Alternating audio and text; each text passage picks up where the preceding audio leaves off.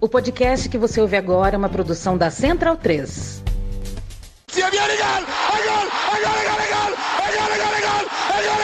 Parte Pirlo!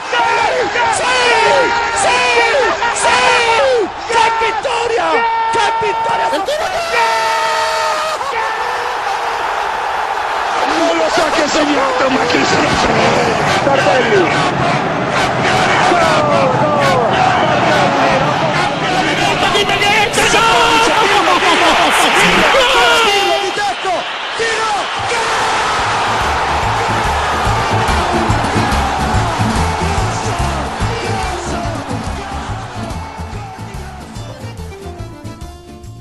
Olá a todos, sejam muito bem-vindos a mais uma edição do podcast da Culturepedia ou do Videocast.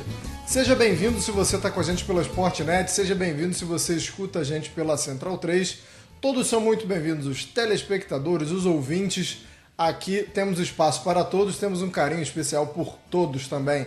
A gente tem muita coisa para falar, porque os times italianos já estrearam na Liga dos Campeões. A gente teve rodada muito cheia e muito boa, muita coisa para falar na Série A, e também tem a Copa Itália chegando por aí. Então temos 3 competições para abordar, muitos times. Não vamos perder muito tempo, porque tem que falar de Juventus, tem que falar de Napoli, o Napoli que ainda é o único time 100% de aproveitamento no campeonato. Tem a Inter de Milão, que é uma no cravo e outra na ferradura, né? Às vezes faz um grande jogo, às vezes não faz um grande jogo. Tem o Milan também mais ou menos nessa batida aí. E também temos outras equipes menores, né, que a gente vai falar do Como, temos que falar do Como. Equipes que têm aí uma grande chance na Copa Itália, a gente vai falar também. É o caso da Udinese, pode ser o caso de outras. E é claro que eu não estou sozinho nessa para abordar essas 3 frentes, né? Hoje a gente vai abordar 3 frentes, então é preciso da ajuda de sempre dos meus companheiros. Eles que nunca me deixou na mão não irão me deixar na mão em mais essa edição. Bom dia, boa tarde, boa noite, Caio Bittencourt. Sem se alongar muito, o Napoli 100%, né? Tô pedindo para não se alongar, porque a gente, obviamente, vai falar um pouco sobre isso, mas queria saber se você imaginava que o Napoli chegaria aí no final da 4ª rodada como a única equipe que ostentaria essa grandiosa marca de 100% de aproveitamento. Tudo bom, Caio? A todos, é realmente uma boa marca, levando em conta todas essa alternância de desempenho das equipes, e assim foi vista também já desse confronto com o Pisa, com toda aquela dosagem entre Copas e o campeonato, que é algo que a turma da Champions vai sentir, até a turma da Copa vai sentir em menor escala, e que essa semana, além da semana de Copa Itália para quem fica, tem a semana de Europa League também para Roma e Bolonha. Então, de certa forma, é todo mundo com a cabeça no campeonato, o coração na Copa, e como discutir essa dosagem. Nelson Oliveira, tem uma coisa muito interessante olhando a tabela da Série A após essas 4 rodadas, que 6 equipes ainda não venceram jogos, né? E aí a gente pode incluir, inclusive, a Fiorentina, né? Um time que a gente sempre tem uma expectativa legal. Não posso falar por todos, mas eu pelo menos tenho. Talvez o bobo seja eu. Mas a gente tem 6 equipes aí que ainda não venceram. A gente pode, graças a isso, falar que o campeonato está nivelado por baixo? Ou isso é um equilíbrio, né? Denota e demonstra aí que é um campeonato muito equilibrado? Bom dia, boa tarde, boa noite.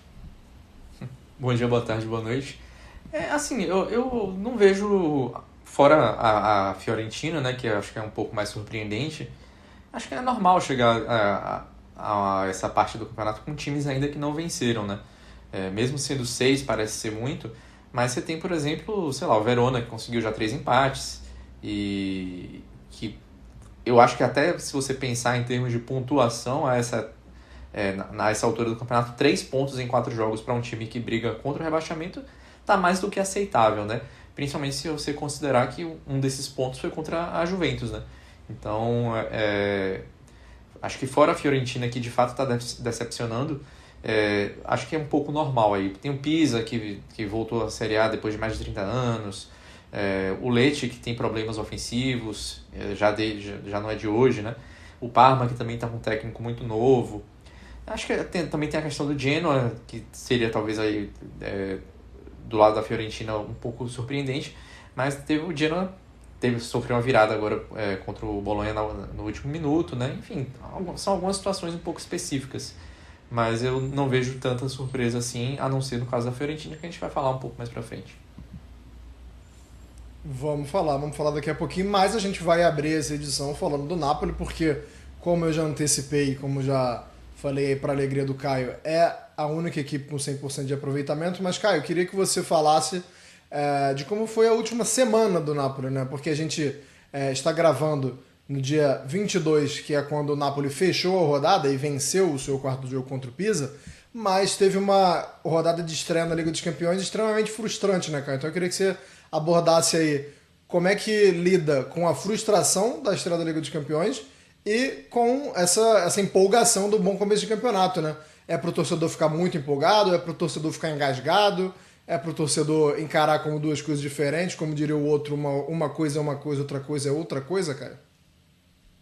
Pensando uma coisa, outra coisa, outra coisa. Porque, acredite se quiser, observando o ambiente Napoli e tudo mais, acredita que eu senti até um pouquinho mais de entusiasmo. Não entusiasmo quando você perde não é a palavra certa, mas assim, um certo bálsamo, certo ok, assim, tudo bem. Perdendo do City da maneira como foi, do que ganhando do Pisa da maneira como foi, você acredita que tem essa questão? Isso se deve ao fato também pelos desempenhos. É bem verdade que o Napoli contra o Pisa foi letal quando precisou. Letal quando teve as chances, um gol raro do Gilmour, que curiosamente até preciso checar, mas acredito até que tenha mais gols que o Lobotka, assim, no todo, que é raro alguém da função deles, da função que jogam Gilmour e Lobotka, marcar gols. E é raro também um gol do Spinazzola, que já foi um grande momento. Spinazzola foi o melhor em campo diante do Pisa e já tinha ido bem, verdade seja dita, na roubada que teve contra o Manchester City, tanto atuando pela esquerda quanto pela direita, e até também no meio dessa questão Højlund e Luca. O Luca tem toda essa questão de adaptação que está sendo difícil para ele. Aí nós vamos discutir ao longo dos tempos. Só que assim, o jogo contra o Manchester City e o jogo com o Pisa tem um ponto em comum que foi negativo. Um ponto em comum que o Nelson vai dizer, vai pegar no pé dele, mas tem motivo para pegar no pé, que é o desempenho do Di Lorenzo. O Di Lorenzo não pode dar um carrinho diagonal no Haaland como deu, sendo o último homem numa ocasião clara de gol. Ele não pode dar uma atrasada como deu, aí o pessoal do Sportnet consegue ver o momento exato que ele entrega o segundo gol, o primeiro gol do Lohan com a camisa do Pisa. Esperamos um bom desempenho para falarmos bem dele. Aliás, o Pisa acho bem digno o começo do campeonato do Pisa, apesar de só ter um ponto até aqui em 4 jogos. Também pela tabela. Mas, assim, nessa questão de regularidade de desempenho, o pessoal talvez esperasse que o Napoli se impusesse um pouco mais diante do Pisa e esperasse um pouco mais de dificuldades diante do Manchester City. A tal ponto que teve doido falando que o Napoli ia tomar goleada do City, que não sei o quê, não sei o que lá. É um desempenho normal, principalmente levando em conta que você jogou 70 minutos com um jogador a menos. Por outro lado, eu acho que em 2 pontos, tanto contra o City quanto contra o Pisa, eu achei que o Conte deu uma vacilada em substituições. Uma, diante do City, que é talvez o momento de retrair, de colocar o Juan Jesus não era o ideal. De repente, uma troca do Politano pelo David Neres, como foi feita mais adiante, com a entrada do David Neres, poderia ser mais negócio, até para tentar tirar. Qual é o cenário ideal? Qual é o cenário ideal para você colocar Juan Jesus no jogo? pergunta de $1 milhão, mas eu vou deixar para que vocês falem, porque se eu falar, é perseguição. Então, eu vou me abster desse assunto. E, claro, a questão das entradas do Anguissa e do Lobotka, que, apesar de chamar cavalaria e tudo mais com Pisa, ele cometeu um erro de treinador primário. Primeiro que, assim, técnico, uma coisa que eu acho que deve ser estudada, deve ser colocada no curso inicial de treinadores é, se você tem um escanteio contra, não mexa no seu time, que você vai desconfigurar o negócio todo. Coincidentemente, no momento que ele coloca as peças, é o momento que sai o pênalti do Pisa. O pênalti que o Inzola converte e tudo mais. Aí teve a polêmica dos pênaltis e tudo mais. Agora a regra de mão na bola, ninguém sabe mais nada. Ninguém sabe mais nada de ataque. E é isso. Agora, a questão vai ser a dosagem desse elenco à medida em que for acontecer no campeonato. Só que, para essa rodada, tem um ponto em comum, eu acredito nisso, nos 4 que jogaram nesse fim de semana.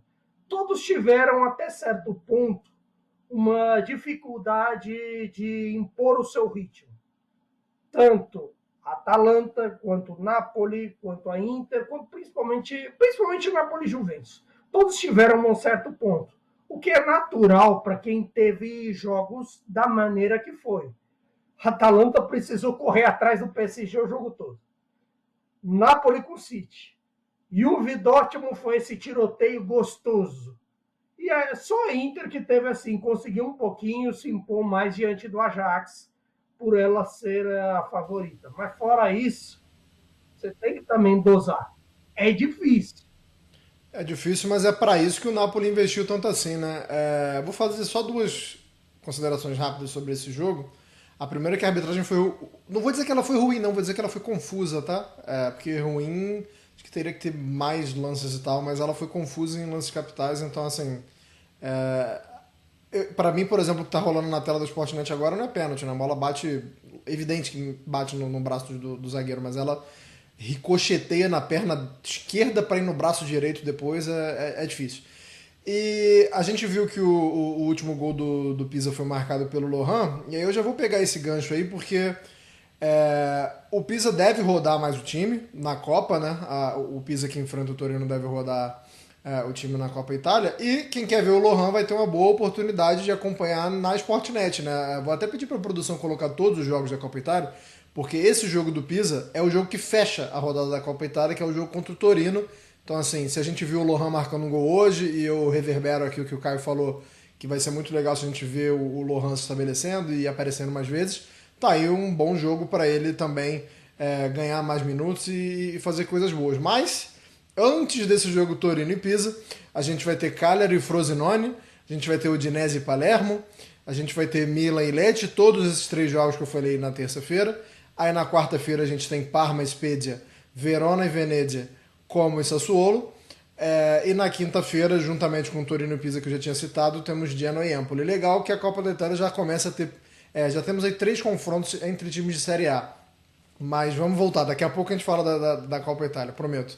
A gente vai ficar nesse vai e volta no programa de hoje, porque como eu falei, é muito assunto. Teve Champions, a italiana, a Copa Itália, então a gente vai ficar nesse vai e volta aí. Nelson, eu queria falar da Juventus com você, porque a Juventus não conseguiu acompanhar o Napoli até essa rodada, estava acompanhando na questão de pontuação, perdeu 100% de aproveitamento, mas está ali como a segunda colocada da Série A e teve, como o Caio falou, um tiroteio na Liga dos Campeões. Para quem não torce para nenhuma das 2 equipes, muito legal de assistir. Para quem torce para Juventus e Dortmund, talvez não, porque erros irritantes, e eu queria que você falasse desses erros. E os jogos da Juventus na temporada passada, eles eram lentos, né? Tinham um marasmo. Já dá para falar por esse comecinho de temporada que é uma mudança nesse parâmetro? Esse time provavelmente terá um padrão diferente nessa temporada. Vai ser essa loucura aí durante a temporada toda, Nelson? Se fosse, me avisa logo que eu já evito ver alguns jogos. Antes de responder, só 2 informações, né? Caio falou sobre o Lobotka. O Lobotka tem 2 gols em 5 anos e meio, e o Guilherme fez o primeiro agora. E sobre o árbitro, né? O Valerio Crezzini, foi a estreia dele na Série A. Eu acredito que nós iremos demorar de vê-lo na Série A novamente, né? Depois dessa arbitragem bastante complicada dele. Sobre a Juventus... Pô, agora você me deixou triste, mano. Agora, pô, o cara, primeiro dia de trabalho, né? Quem não faz uma cagada no primeiro dia, né? Porra, agora você me fez ter compaixão pelo cara. Ainda mais sendo auxiliado pelo Mazzoleni, rapaz. O Mazzoleni é assim... Como é que você é auxiliado pelo Mazzoleni e vai pensar em algo bom? Eu também faria coisa errada. Enfim, sobre a Juventus, né? Historicamente, né? A Juventus sempre foi assim, um time do 1-0, né? A gente, tipo, de longa data, essa sempre foi meio que a ideia da Juventus, essa ideia toda de o importante não é jogar bem, o importante é vencer, é isso que conta e tudo mais. Se vai ser assim a temporada inteira, é uma boa pergunta, porque quanto mais você escala Lloyd Kelly na defesa, mais isso tende a acontecer. Teve o tiroteio também no derby de Itália, né? Se a gente for ainda considerar, a Juventus fez 8 gols em 2 jogos e sofreu 7 gols em 2 jogos, né? Aí veio o jogo contra o Verona, que já foi um pouco mais tranquilo em termos de gols, né? Porque não foi exatamente um jogo tranquilo, né? Você teve questões arbitrais também, provavelmente a arbitragem vai passar um tempinho aí na geladeira, porque... Não pelo pênalti, porque o pênalti marcado pelo toque de mão do João Mário foi muito contestado, mas a gente já vê esse tipo de pênalti ser marcado na Itália há muito tempo, né? Tem um pouco de ampliação da área corporal, o cara errou a cabeçada, infelizmente ele se coloca propenso a uma situação dessas, né? Mas como erro mesmo foi o fato de o Orban, que fez o gol, né, de pênalti, depois ele dá uma cotovelada no Gatti e ele não é expulso, né? O VAR deixou passar essa aí. Então, aí sim acho que a Juventus tem motivo para reclamar. Mas o que eu vi nesses jogos aí de ruim da Juventus é uma falta de proteção muito grande na entrada da área, né? A Inter fez 2 gols assim, com o Çalhanoğlu, praticamente ali na mesma posição. O Borussia Dortmund também produziu gols dessa mesma forma. E em um jogo o Locatelli jogou e no outro não. Então, acho que fez talvez seja uma questão um pouco mais sistêmica. Está faltando um pouco mais de acerto ali na entrada da área, um lugar que o Tudor deveria conhecer muito bem, já que além de ser zagueiro, quando ele também chegou a jogar como volante, né, na sua carreira como atleta.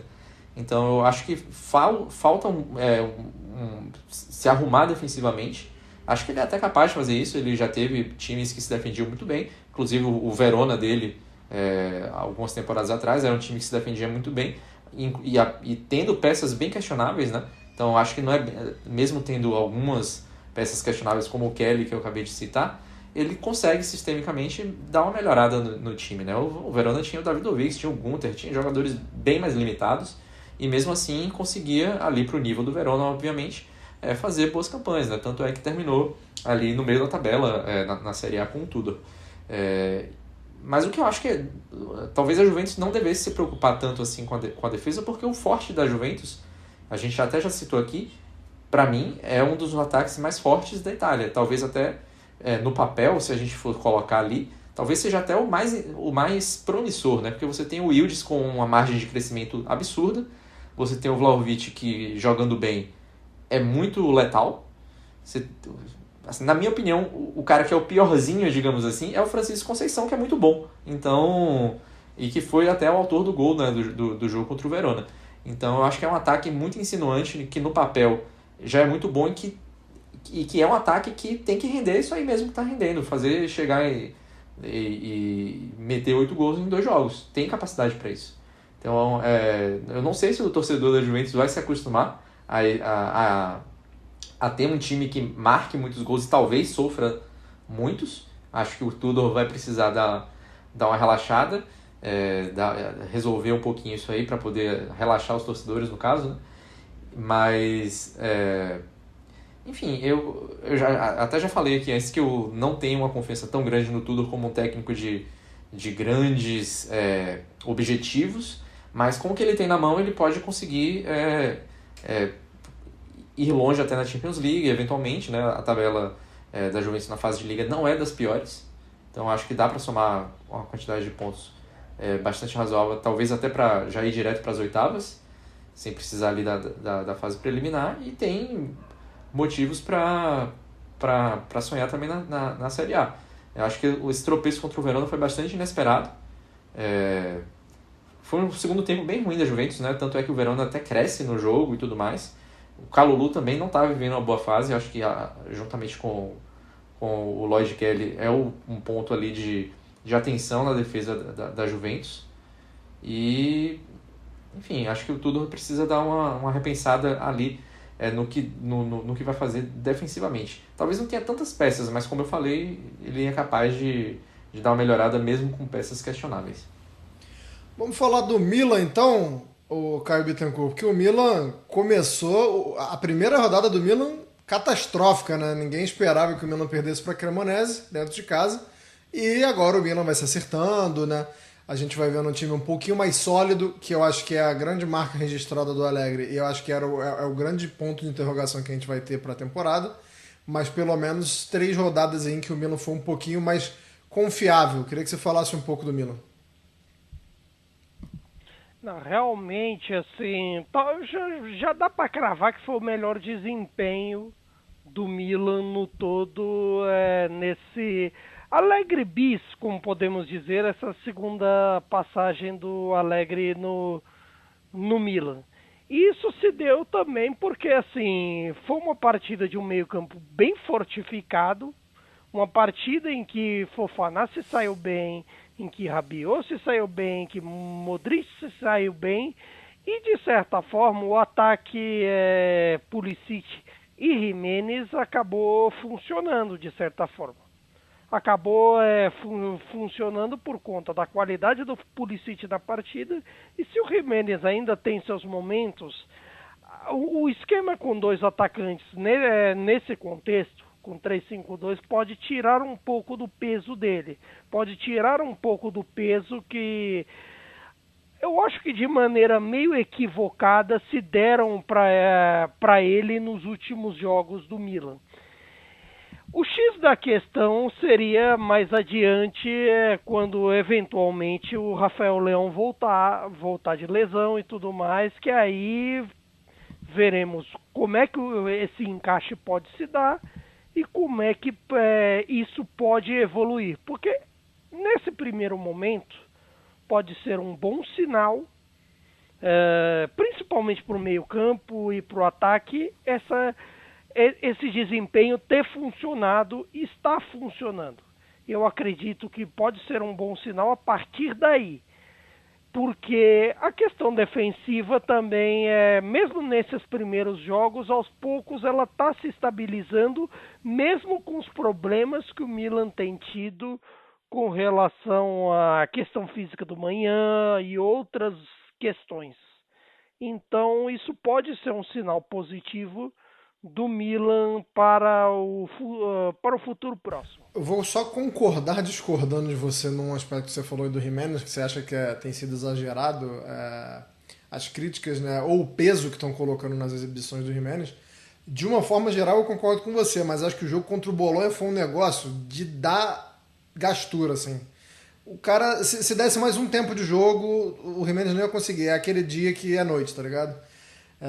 Que não adianta o que acontecesse, o Giménez não ia conseguir, mas no geral você tá certo. É aquilo, todo mundo tem isso, mas mesmo assim você tem também toda uma questão de desempenho, uma questão de pressão, querendo ou não. O Giménez, ele tá tentando se provar pro Allegri que ele é um cara útil, que ele é um cara que pode ser interessante, porque assim, eu acho que é um esquema parecido com o sujeito que ele ia ser envolvido numa troca, com o Dovbyk na Roma. De certa forma, eles estão meio que no alvo do treinador e ao mesmo tempo ele precisa se provar o tempo todo. E aí os dois, o Dovbyk um pouco menos porque ele joga menos, evidentemente, mas você sente um pouquinho de ansiedade, essa coisa logo do gol, para tirar esse peso e provarem, poxa, tem seu valor, tenho valor. Nelson, vou fazer uma sacanagem com você. Queria que você abordasse aí essa volta do Rabiot à Série A. Até aqui só fez bons jogos. Até aqui teve boas exibições, acrescentou ao Milan, e enquanto eu falo isso, esse belíssimo passe que a gente está vendo aqui na Sportnet para um gol do Pulisic, quem não viu, busque ver. Mas quem te viu, quem te vê, né, Nelson? Não, acrescentou ao Milan e ao meu time no Fantacalcio, né? Então não é talvez não seja tão a sacanagem do que está fazendo, já que ele está no meu time no Fantacalcio. E, assim, é porque eu acho que com o Rabiot se faz o que... Existe uma desproporção também. Claro que o cara, às vezes, ele tem... acho que existe uma má vontade justificada pelo fato de ele ser aquele cara meio dinheirista, de ter a mãe agente que é extremamente chata e gananciosa, fica se metendo ali, e por ser um cara meio chato dentro de campo. Mas ele cumpre, e acho que os melhores momentos dele na carreira foram com o Allegri, e acho que é nisso que o Milan aposta, né? Então, acho que ele vai entregar um mínimo ali. Pode ser que no próximo ano, se o Milan se classificar para a Champions League, o que eu acredito até que vai acontecer, que ele talvez não num nível mais exigente, com jogos um pouco mais complicados, talvez ele não entregue o suficiente para ser um cara incontestável. Mas nesse contexto de um Milan que está ali, que vem de uma 8ª posição na Série A, que está fora de competições europeias, que tem apenas compromissos domésticos ao longo da temporada, ele vai acabar rendendo e vai acabar entregando um bom futebol, porque ele já está adaptado ao que o Allegri pede dele. E acho que vai acabar sendo uma peça importante. Como, por exemplo, e acho que isso é ruim para o Hit, né? O Hit chega ao Milan ali no início da temporada ainda, né? No início da pré-temporada, né? Faz bastante tempo já. Ali muita gente pensando, vai fazer um meio campo ali com o Hit, sendo titular, talvez com o Modric de vez em quando, dando uma alternada. E é um cara que praticamente não jogou no Milan, e vejo até que com a chegada do Rabiot perde mais espaço ainda, já não foi convocado para a seleção italiana para a última data FIFA, e parece que meio que entrou numa roubada, né? Então... vejo aí a ascensão do Rabiot como um problema para ele e também para o Yashari quando retornar de lesão, né? Porque o Rabiot chega também muito por causa da lesão do Yashari, mas esse aí é outro papo, né? Porque foi um alvo de um interesse bastante longo ali do Milan. O Clube Brugge não queria vender e o Milan insistiu bastante, pagou bastante nele, 38 milhões de euros. E é um cara bastante novo também, né? Não que o Hit seja velho, mas acho que o pensamento que a direção tem em relação ao Yashari é um pouco diferente em relação ao Hit. Acho que talvez o Hit seja um cara que tenha um pouco menos de certeza, era uma oportunidade de mercado, porque, enfim, é um jogador de seleção italiana que fez bons jogos pelo Torino, e que não estava tão caro, que acho que foi aproveitada essa oportunidade, mas que sinto que ele é um jogador descartável no projeto. E isso faz muito pouco tempo que ele chegou. Acho que isso é bem ruim. Força, Hit. Imagina você perder seu espaço pro Rabiot. Que Deus tenha piedade do Samuel Hit. O Bruno Formiga, ele tem uma teoria que ele fala muito, que é todos nós, né? O ser humano se deixa contaminar muito pelo carisma ou pela falta de carisma dos jogadores, né? Às vezes o cara é mais ou menos, mas por ele ser carismático você faz vista grossa alguns erros, mas às vezes o cara é até melhor jogador, mas como ele é um otário, como é o caso do Rabiot, a gente bota uma lupa maior, né, para achar os erros dele. Eu faço muito isso, tá? Não vou me isentar, não. É que eu acho que assim, com o Rabiot a gente precisa ter algo claro, assim. Ele cumpre o que faz? Cumpre. Ele é um bom passador, ele é um bom marcador, acho que assim, volta e meia ele tem aprimorado isso, ele aprimorou um pouco no Marselha e parece que pode ser útil assim no Milan, assim, aprimorada a chegada à área. Ele não vai ser um box-to-box e vai chegar toda hora, mas que assim, que ele vai contribuir nisso, vai. A questão é que talvez ele não seja excepcional nisso. Assim, ele é bom o suficiente para ser titular e tudo mais, para ser uma peça importantíssima do time. Importante, talvez importantíssima nem tanto. Você pode ter essa questão com ele. O problema é que muitas vezes, isso lá desde a base no PSG e tudo mais, que ele era um sujeito até bem quisto pelo desempenho em off-league e tudo mais, esse pessoal que adora que faz scoutings de ligas juvenis e tudo mais, que são ótimos, são maravilhosos, que assim, a gente sempre fica sabendo de coisa diferente por esses caras que trabalham bem e tal, alguns amigos nossos e tudo mais, graças a Deus, por causa disso que ficou um certo ranço, e também tem com as atitudes dele fora de campo e atitudes da mãe e a gente, que de certa forma deram esses problemas. Aí a maneira como que se deu a ida dele para o Milan, por exemplo, é um caso. A questão dele salarial, que assim foi tema de inúmeras pendengas nos tempos de Juventus, e foi também no PSG, foi no Marselha, e claro, isso pesa também, querendo ou não, assim, se o sujeito aparece com muita polêmica fora de campo, querendo ou não, em algum momento ele tem que se bancar. Ele tem que chegar assim não, vamos colocar na mesa para que cale a boca. Verdade é que é isso, a gente vive de crítica, querendo ou não. Quem assistiu esse jogo, Nelson, pode até não acreditar, até porque o Milan fez 3 e poderia ter sido mais. Mas a Udinese não faz um começo de temporada ruim não, né, cara? A gente viu a Udinese indo bem, inclusive na rodada de abertura da Copa Itália, aí consegue 2 vitórias, e aí uma delas contra a Inter de Milão.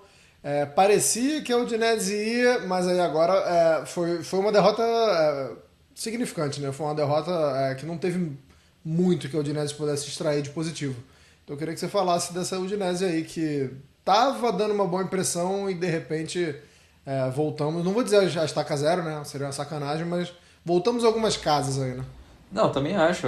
E se a gente for pensar, já é algo que o trabalho do Costa Runjaic já é superior, porque, enfim, existia desconfianças quando ele chegou.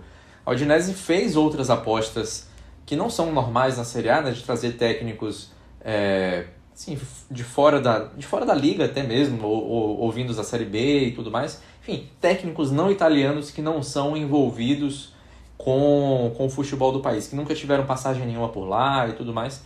E fez algumas apostas assim nos últimos anos, e algumas delas deram bastante errado, né? Tem, por exemplo, sei lá, o Julio Velázquez, no espanhol. Quem lembra dele?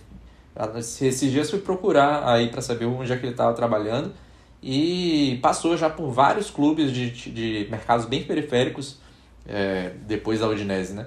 Então foi uma aposta bastante fora do padrão, e o Costa Runjaic era um pouco disso, né? Embora ele tenha vindo de trabalhos mais consistentes do que o Velázquez lá no Legia Varsóvia, né? E o que é que ele fez, né? Nessas últimas 2 temporadas, né, a Udinese conseguiu ficar invicta nos 3 primeiros jogos da Série A. E isso é a primeira vez na história que a Udinese consegue passar 2 temporadas seguidas de Série A invictas nesses 3 primeiros jogos. Aí tudo bem, depois vem essa derrota clamorosa aí contra o Milan, mas ainda está além do esperado, né? Porque a gente tem que pensar que a Udinese perdeu numa tacada só o Luca e o Tovan, né, os seus 2 atacantes. E o ataque, a gente já falou muito mal do ataque da Udinese aqui, acho que com bastante razão, que é um ataque que tem bastante pobre em termos de nomes e tal, que eu ainda acho que vai sofrer ao longo do campeonato por causa disso, mas tem alguns outros bons nomes, alguns jogadores que começaram bem o campeonato, né? O ataque já estava bem desde a última temporada. Você tem o Christensen, que também no jogo contra o Milan acabou falhando, o zagueiro, né? Que fez uma temporada muito boa em 23-24, já deu uma quedinha em 24-25 e parecia estar retomando o seu nível na atual temporada, né? Fazendo ali um trio juntamente com o Solé, que também é um cara que estreou no meio da temporada passada e que também é um jogador que tem ido bem. Então, enfim, eu acho que pro caso da Udinese, um jogo desse contra o Milan acaba significando um pouco, porque não é o campeonato da Udinese, né? A gente até pode falar de times que a gente imaginava que iam ter um desempenho melhor nesse campeonato, como por exemplo a Lazio e a Fiorentina ali, de brigar por competições europeias, e hoje estão bem atrás da Udinese, por exemplo. Eu não acho que a Udinese possa aproveitar esse início ruim desses outros clubes para talvez brigar por uma vaga em competição europeia. Eu acho que não é o caso, mas para ter uma temporada tranquila, acho que vai acabar acontecendo, né? Vai ser interessante que na Copa Itália a Udinese vai enfrentar o Palermo, né? Nessa fase agora de meio de semana. E o Palermo também é um time que começou a temporada muito bem, né? Em 4 rodadas da Série B, o Palermo tem 10 pontos, né? Lidera a competição ao lado do Modena.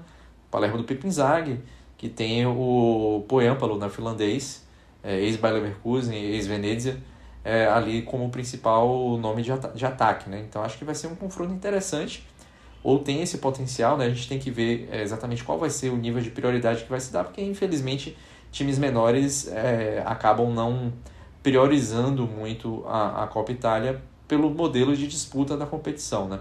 Então, provavelmente a prioridade do Palermo, que é também do Grupo City, é voltar à Série A, né? E da Udinese fazer um campeonato tranquilo. Então, pode ser que haja uma certa rodagem de elenco, mas seriam times interessantes de a gente ver, porque poderiam dar trabalho para equipes maiores também na Copa Itália, né? Vou finalizar o Milan aqui com um negócio que eu não falei quando a gente falou de Milan. Gol importante pro Fofana, né, cara? O Fofana, tecnicamente, começou essa temporada muito mal. Muitos erros de passe. Assim, é um jogador que cumpre muitas funções táticas, não estava bem na técnica, talvez esse gol aí deu um alívio, deu um respiro para ele. Já que o Nelson falou aí de Udinese e Palermo, bota na tela de novo aí pra gente lembrar mais uma vez os confrontos da série da Copa Itália, por favor, pessoal da Sportnet, que aí eu vou para outros times depois disso aí. Recapitulando, teremos Cagliari e Frosinone, teremos Udinese e Palermo, teremos o Milan recebendo o Lecce, teremos o Parma recebendo o Spezia, Verona enfrentando o Venezia, o Como enfrentando o Sassuolo, o Genoa enfrentando o Empoli e o Torino recebendo o Pisa. Vou pegar o gancho em um desses confrontos aí para falar do Como com o Caio Bittencourt. O Como que vai pegar o Sassuolo na Copa Itália e conseguir uma boa vitória nesse final de semana contra a Fiorentina jogando fora de casa, Caio. É aquele time que você vê que assim, ainda tem muita coisa para acertar, mas ao mesmo tempo você vê muito potencial. Então assim, você pode ter a tranquilidade de que se você sabe que tem arestas a serem aparadas ali, você tem um treinador capacitado, um treinador que acredita muito no projeto, né? Não foi a primeira vez que pegaram ali a fala do Fábricas no pós-jogo, e ele está muito imerso, né? Ele acredita muito no projeto do Como, e a gente vê muita qualidade, né? Agora, tem coisa para consertar ainda, né, cara? Sempre tem coisa a consertar, sobretudo quando você insere muita gente no elenco, como é o caso do Como. Porque, sobretudo, você tem uma galera que não estava aí. Se você, por exemplo, pega o time que começou como titular diante da Fiorentina, pega só, vamos lá. Você tem o caso do Kun, que não estava lá na temporada passada. Você tem o caso do Morata, você tem o caso do Rodrigues e do Adai, que entraram no segundo tempo e não estavam na temporada passada. O do Vicas chegou em janeiro, Butes chegou em janeiro. Você tem, assim, querendo ou não, toda uma adaptação técnica, você tem todo um entrosamento que vai se adquirindo ao longo dos dias, que é fundamental para isso. E assim, você tem o Diego Carlos também, brasileiro, que jogou também nova chegada do Como. Então, assim, num cenário que tudo muda a toda hora, você tem que ter um pouco de paciência, mas, sobretudo, também saber de tudo isso. para fazer o negócio funcionar. E até por isso o Fábregas tem adotado o discurso público de paciência. E se esse discurso público de paciência serve para o Como, também serve para o outro lado, acredito eu. Não acredito que isso não valha para a Fiorentina, com todas as mudanças que teve fora de campo, com uma Fiorentina que na direção parece que de um lado você tem o Commisso mais pensando em como construir o Artemio Franchi. Aí você vê nos jogos da Fiorentina toda essa, aí onde está a famosa curva Fiesoli, que ainda está em processo de construção. Você tem uma Fiorentina que na direção, depois da morte do Joe Baroni, parece que ainda está ali se recobrando de como as coisas funcionam e tudo mais. E o Pioli vai ter um pouco de trabalho para isso, sim. Vai ter um pouco de você fazer todos esses reforços funcionarem, fazer reforços que foram pagos caro junto a outros clubes italianos funcionarem, tanto o caso do Nicolo Caviglia, quanto o caso do Roberto Piccoli, do Fazzini, do Simon Son também, que veio do Parma. São nomes interessantes, mas que precisam de um tempo de encaixe, precisam de um sistema mais claro e de um pouco de paciência para ver como as coisas irão funcionar. Nelson, eu não vou nem perguntar muito da Fiorentina para você, porque assim, acho que dá pra gente resumir a Fiorentina em 10, 15 segundos, né? Mas assim, isso não começa a tirar um pouco assim do brilho do projeto. Não tô nem falando assim do clube, que é a instituição histórica e tal, mas quando você começa a ver esse tipo de coisa acontecendo, jogo sim e jogo também, dessa montanha russa, dessa oscilação muito grande, você começa a questionar direção, comissão técnica. Já é muito cedo na temporada? Eu acredito que não, porque são erros que estão vindo de temporadas passadas, né? A gente pode ir a 2, 3 temporadas atrás e pegar um panorama parecido. Mas queria saber a sua opinião, se isso também já não está um pouco desgastante, apesar de ser um comecinho de temporada, né? Também não dá pra gente falar muito, porque é a 4ª rodada, mas como eu falei, coisas que estão vindo de outras temporadas, né? A torcida já tá bem no limite, né? Terminou o jogo contra o Como vaiando o time. E é um tipo de vaia que, assim, dá uma poupada no Commisso, porque sempre que o Commisso aparece publicamente, ele acaba sendo bem recebido e tal pelo público e tal. Não poupa tanto o Daniele Pradè, diretor, né? Já foi bastante criticado. Era muito voltada ao Palladino antes e voltada ao elenco de maneira assim, geral. Anteriormente, algumas peças, como por exemplo o Milinkovic, que não está mais, né? Saiu e até está tendo um bom desempenho no Nottingham Forest. Mas continua, eu acho que falta um pouco de solidez defensiva no final das contas, porque, por exemplo, o Moise Kean não começou a temporada tão bem assim na Fiorentina. Na seleção ele rendeu, na data FIFA foi bem, mas ainda está zerado pela Fiorentina. Não está parecendo tão lúcido quanto em outros momentos da temporada passada, né? Então acho que falta um pouco de solidez, e aí você vê algumas peças meio que jogando pontos fora, né? No jogo agora contra o Como mesmo, teve uma falha defensiva nos 2 gols, né? O Kemp sobe meio sozinho, né? Tem uma falha, não me recordo de quem agora, mas enfim, o Ranieri fica meio perdido ali no meio. É um cara também um pouco inconstante, é capitão do time, né? Mas ele fica ali um pouco perdido. E tem o jogador da cobertura, que foi o Gosens, né? Até foi o Gosens, então um cara que até é bastante... que dá pontos também, mas dessa vez ele falhou na jogada aérea. E depois um erro do Pongracic, né? E até do próprio Derré também. Mas esse aí dá para eximir um pouco, porque ele faz mais coisas boas do que ruins, né? Foi um dos melhores goleiros da última temporada. apesar de ter falhado nesse gol da virada do Como. Acho que falta um pouco de mentalidade. E esse é um problema de você ir chegar em muitas finais consecutivas e perder, né? Que foi o caso da Fiorentina. De ir longe em competições, mas não conseguir virar a chave. É uma coisa que às vezes colocam como um possível obstáculo psicológico para a Inter nessa temporada. De como é que você vai superar um fracasso, né? Mentalmente falando.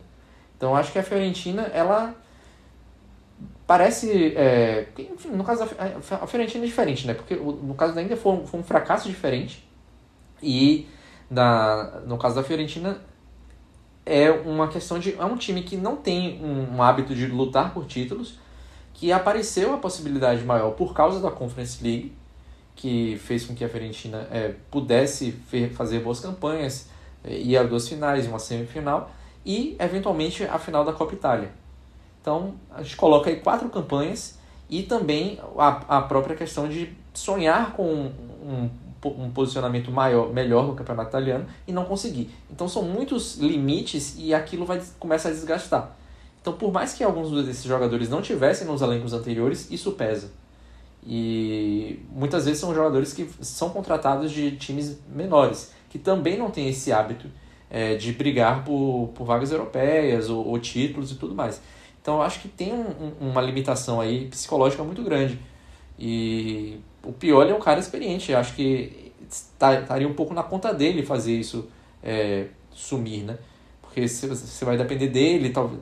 Eu ia falar do De Gea, mas o De Gea também passou por tantos problemas no Manchester United depois de uma fase um pouco mais vencedora, né? De também estar no Atlético de Madrid competitivo, na seleção espanhola também competitiva, mas ele vem de um momento mais complicado, né? Num dos clubes que talvez tenha um dos piores problemas para resolver, para voltar a ser grande, que é o Manchester United no futebol mundial, né? Então, não sei se ele é exatamente um jogador para se contar muito nesse aspecto. Eu acho que teria que ser uma espécie de pacificador, digamos assim, do lado de fora do campo. E acho que talvez o Pioli seria o cara. Inclusive, para isso eu falei até que ele poderia dar essa estabilidade, mas não é o que está acontecendo ainda. A Fiorentina não conseguiu ainda fazer bons jogos. Não é o caso de tropeçou e tal, mas jogou bem, não. Não fez bons jogos até o momento.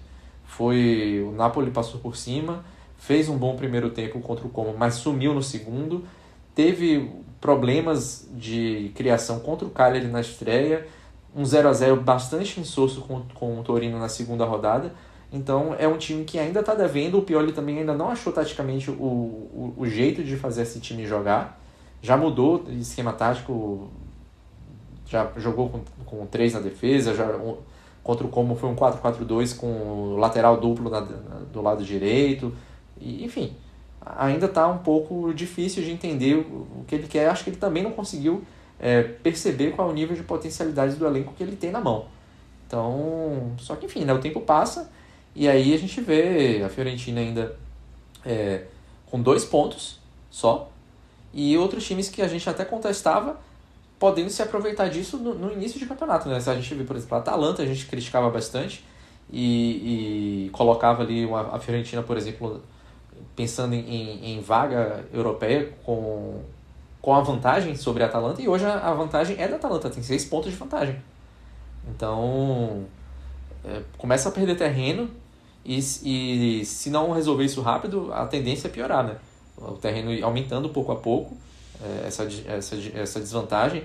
E a gente fala de outros times, como o próprio Como, o Bolonha também, e tem a Lazio também, né, que não tá mais ou menos na mesma situação da Fiorentina. Então são 2 times que estão com dificuldades e isso acaba abrindo espaço para outros, né? Eu vejo no momento que tem, por exemplo, Napoli, Juventus, o Milan, a Roma e até a Inter, porque a Inter, apesar de ter perdido para a Juventus, fez um jogo bastante razoável em vários momentos. Então acho que tem uma questão de tabela aí que faz com que a Inter fique um pouco mais para baixo. Eu vejo esses 5 times um pouco à frente e uma ou 2 vagas, né, vai depender do desempenho ali de Copa Itália, de competições europeias, E a Fiorentina perdendo muito espaço, né, nessa briga já de cara. Ô Caio, eu cravei no começo aqui da temporada, que o meu hot take, né, dessa temporada da Série A seria a Atalanta não conseguindo vagas em competições europeias. Só que se a Fiorentina não ajuda, se o Bologna até agora também não conseguiu assim, fazer... Teve bons jogos, mas com oscilações muito grandes. A Inter eu acredito que ela vai subir bastante, né? Não é o momento de falar da Inter hoje, mas acredito que vai chegar lá em cima. Acho que a Atalanta vai acabar conseguindo me contrariar, até porque é uma das equipes que ainda não perdeu nenhum jogo nessa Série A, né, Caio? Embora você tenha salientado bem aí em outra participação sua, que não viu bola contra o PSG, né? Mas dá pra falar que tá indo por um bom caminho na Série A pelo momento e pela expectativa baixa que a gente tinha diante de uma transição tão grande, né? Exatamente. Acho que assim, a gente ter colocado a régua da Atalanta tão baixa, de certa forma, colabora com que a gente assim se surpreenda positivamente com o que a Atalanta apresentou no campeonato. Acontece que assim, a régua Gasperini será eterna.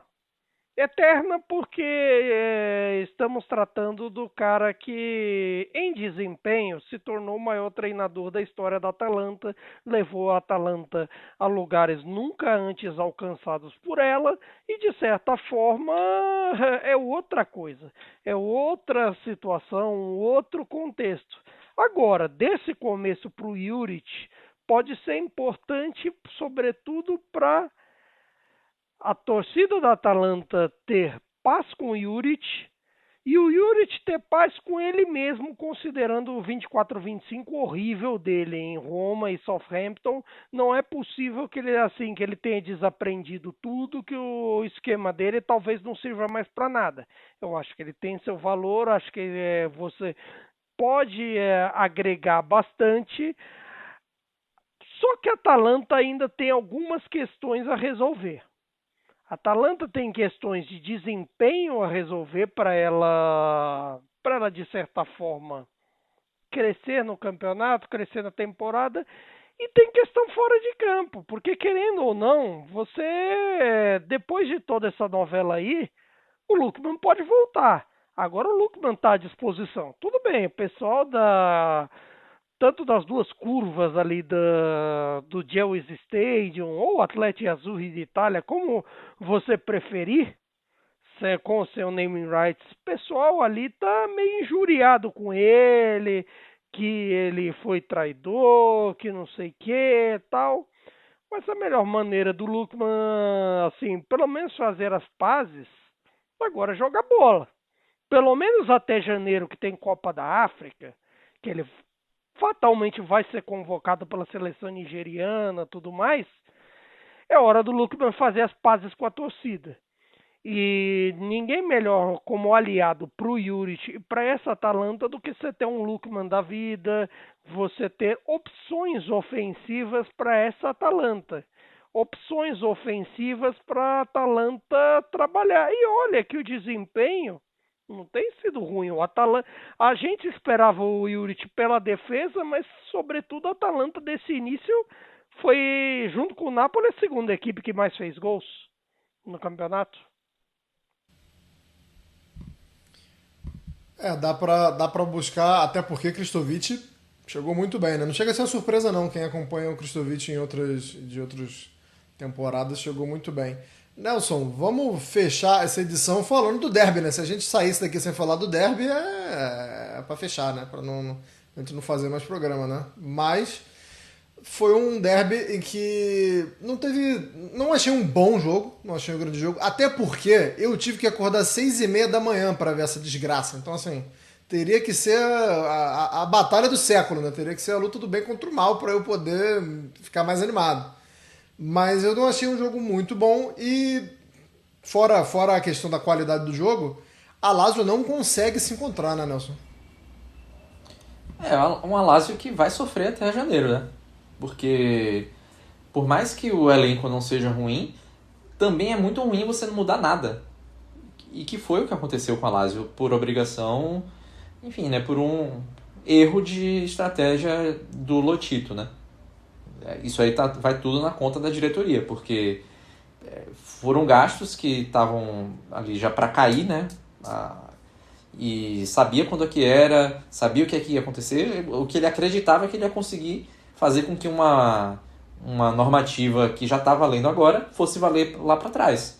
Ele contou com o poder político dele e ele se deu mal. Ele talvez não tenha se dado mal, né? Porque ele não tá nem aí.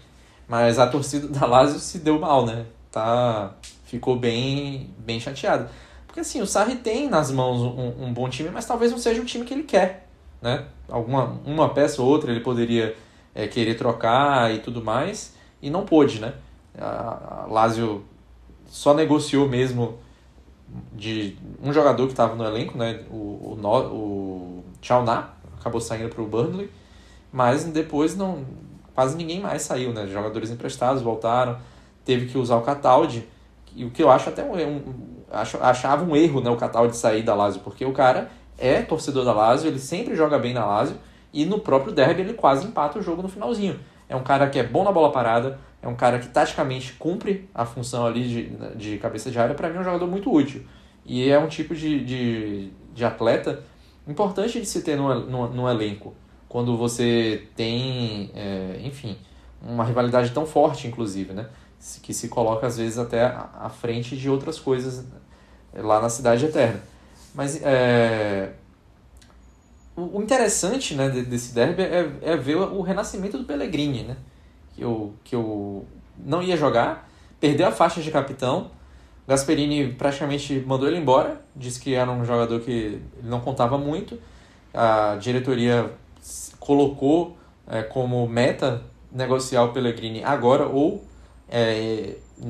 na próxima janela, mas prioritariamente na janela que passou. Não conseguiu, porque senão ele ia sair de graça, e eles não querem que o Pellegrini saia gratuitamente.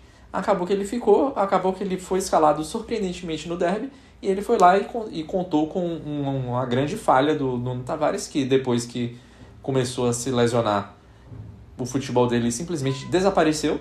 Fez um início de campeonato fenomenal, né, pela Lazio do ano passado, empilhando assistências e tal. Muita gente achou que ele seria inalcançável, né, pelo número de assistências que ele conseguiu no início do campeonato, mas ele simplesmente se machucou, nunca mais passou meses sem dar assistência e perdeu várias posições nesse ranking, e já começa esse ano muito mal, né?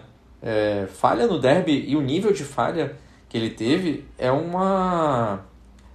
tipo de coisa que deixa a pessoa marcada em Roma. E quando você depois recebe uma crítica feroz de Paulo Di Canio, que hoje é comentarista, mas que é ídolo da Lazio e ídolo principalmente de partes da torcida da Lazio, né?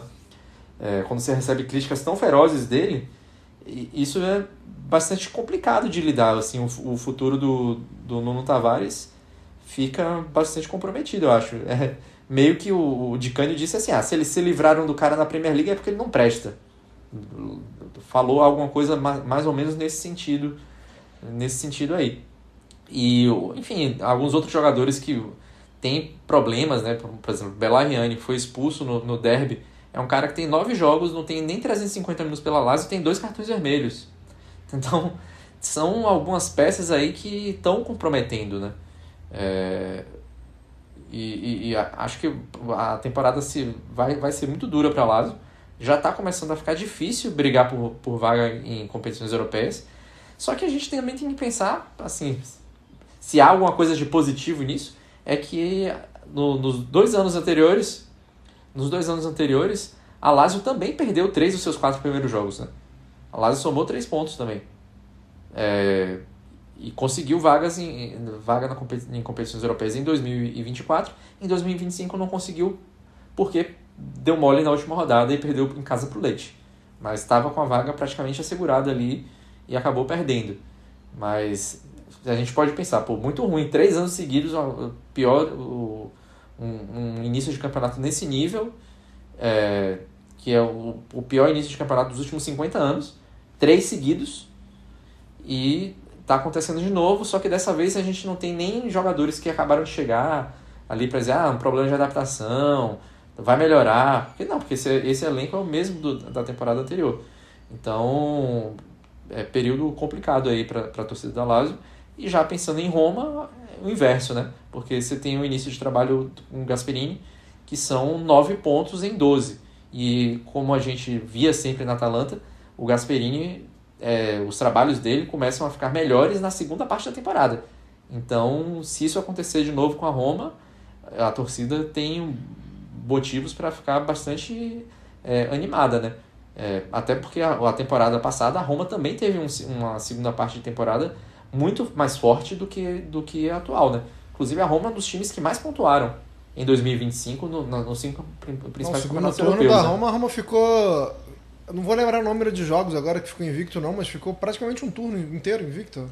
Posso estar errado, mas acho que foram 17, 18 jogos de vencedor. 19, se não me engano. Então, assim, falaremos mais de Roma na próxima edição, porque o tempo tá curto aqui, mas de fato, se o trabalho do Gasperini engrena mais na segunda temporada, o time vai ser o Harley Globetrotters, né, na segunda parte da temporada. Só fechar então mais essa edição aqui, lembrando mais uma vez os confrontos da Copa da Itália, que vamos passar aqui na Sportnet. Cagliari e Frosinone, Udinese e Palermo, Milan e Lecce, Parma e Spezia. Temos também Verona contra o Venezia e Como e Sassuolo na quarta. E na quinta, fechando essa rodada, Genoa e Empoli, Torino e Pisa. Vou fechar essa edição aqui com belas imagens, eu diria, com belas imagens para quem curte camisas de futebol e também para quem curte Dua Lipa, né? O Palermo tirando uma onda aí, porque todo mundo usando IA para botar a foto aí da Dua Lipa com camisa de time, e o Palermo resgatou lá em 2023, quando teve um ensaio com a Dua Lipa, falando que o Palermo usa a galera de carne e osso, né? Que não precisa do designer não, que eles fazem um ensaio com a pessoa ali. Então, deixo esse presente para vocês aí que estão assistindo aí, uma bela camisa vestida por uma bela senhorita.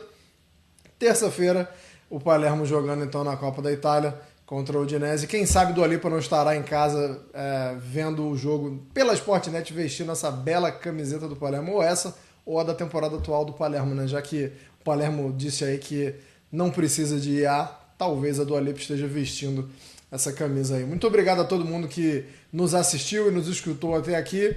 Voltamos em breve para falar sobre muito mais, como sempre, do futebol italiano. Até uma próxima. Arrivederci, tchau.